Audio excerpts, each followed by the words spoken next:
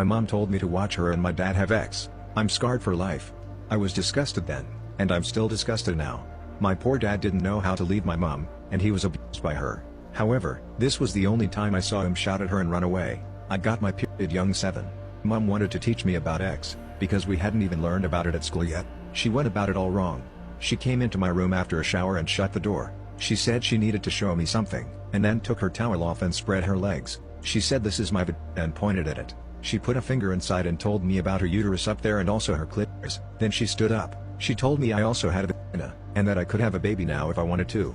Bearing in mind I was 9 then, I definitely didn't want a baby. She called my dad upstairs and he came running as expected to buy her. She told him what she was explaining to me, and asked him to get naked and show me his pee-pee so I would know what one looks like. He obviously refused. She then said that they would show me how they fitted together after that I should watch them have sex so I would know how it worked. My dad knew better than to argue with Mom.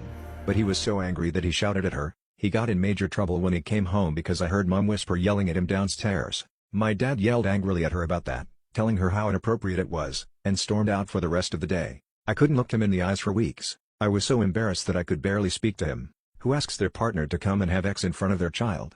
And more importantly, why didn't she just give me a child-friendly book for us to read together? She's not going near my kids ever, and I've basically cut her off. Surprisingly, asking me to watch them have sex is probably the most harmless thing she's done to me, and that's saying a lot about her. I'm forever traumatized.